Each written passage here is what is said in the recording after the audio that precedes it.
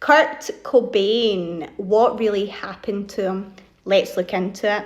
So before I start, this is of course for entertainment purposes only. It's not factual information. It's just information I've picked up through a reading, and I very well could be wrong. So I actually did this reading live on my Patreon a good few months ago now. And I'm just going to feed back the things that I picked up, because there's a lot of information that's been coming out recently with the passing of Kurt Cobain. So when it comes to Kurt Cobain, I definitely was a big fan of Nirvana. I'm actually wearing a Nirvana jumper right now, way back in the day as well. So Kurt Cobain has always been someone, a soul that I have recognised that has this kind of divine spark within them. You can kind of see that light as well in these people. I do believe that Kurt Cobain was an indigo type 3 as well. So that was something that I'd picked up in the reading. So when it comes to, Kurt Cobain and the passing, so what I picked up for him, and I'm not going to name any names on here, but I picked up that, so because of the kind of energy that he carries, these people can be used for rituals, stealing their light, that kind of thing, stealing their codes. So Kurt had a major handler energy around him for years prior to his passing. This was a female. The female, I picked up a connection to the mothers of darkness as well. There was a lot of ritual energy that I'd picked up around Kurt. Now, what I will say for this female handler energy that I picked up, this person had been heavily MK'd themselves. Now, it makes sense given the energy that he carries, that he would have these kind of people that come into his life in order to deter them from their paths in some way.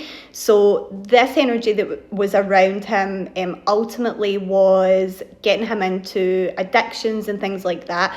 There was part of Kurt that was very stubborn in the sense that wouldn't participate in a lot of the happenings within the music industry. There was also a lot of elements of, because of this stubbornness, he was unable to be controlled. I did pick up that there was a lot of witnessing to things that happened around him as well, and elements of that was going to be exposed. So before his passing, I did pick up that he was going to leave a lot of the people who were around him.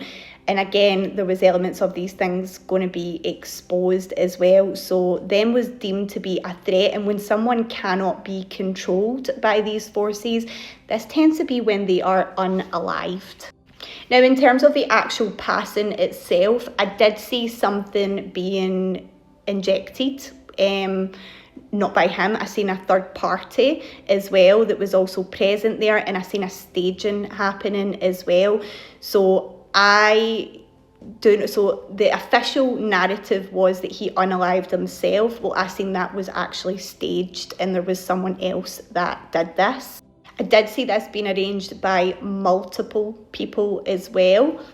I seen higher ups being involved in this, and it kind of going down a chain. I also seen that the date that he passed that was reported was actually wrong, and I seen that the date he passed was actually 4/4, so it was the 4th of April.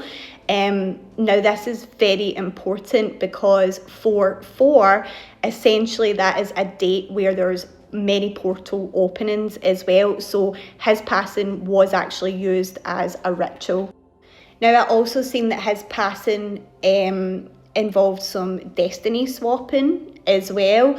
So the destiny swapping was on, this was another bandmate. So essentially his destined life path was inorganically stolen and used for someone else. So I do not believe that the time that he passed, that he was meant to pass at that time. Interestingly, I just paused at 444 there. You know, it's well known that Kurt was part of the 27 Club, and I do believe that everyone who passed within the 27 Club was ritualistic. So yes, that is what I picked up. just my opinion, and let me know your thoughts in the comments.